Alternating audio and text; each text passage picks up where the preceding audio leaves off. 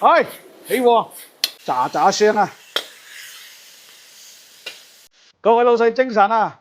飲啊！今日同大家整翻個泡椒粉腸。呢個如果隔離屋阿老六睇到咧，佢都攞嚟做刺身啊！但係我哋係低調啲。泡椒炒，首先咧睇入邊啲餡料，如果係黃色嘅話咧就係苦腸，呢個唔掂。但係呢個咧係白色嘅，咁咧就唔會苦啦。仲有一個咧一定要厚身，睇落去咧啲紋路係直紋嘅，咁啊靚嘢啦。粉腸邊上啲油咧就留喺入邊，千祈冇剝出來。如果唔係嘅話，食起身咧就冇嗰隻香味啦。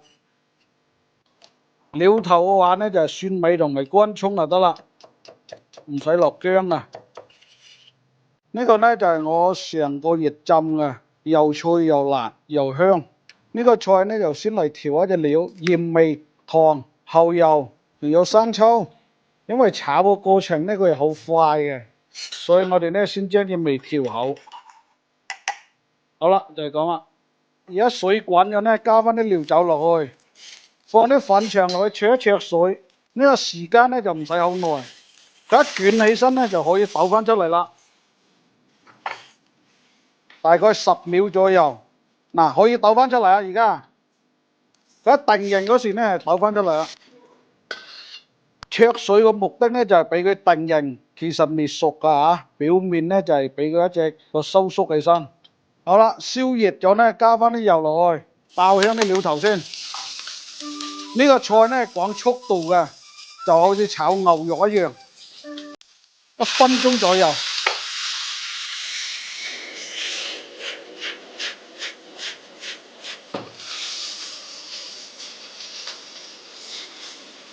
好啦，呢個時候咧又加埋啲調味料落去啦。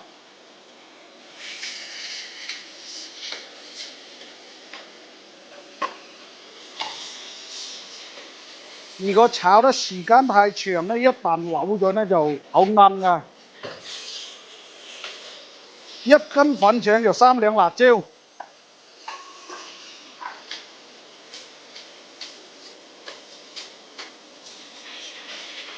出鑊之前咧就高翻啲生粉芡。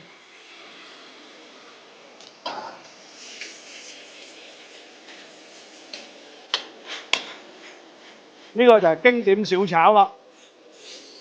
起鑊。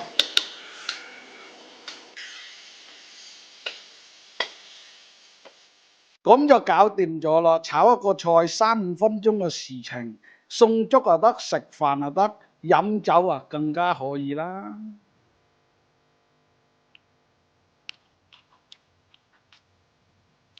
呢一個係泡椒啊，爆漿喎。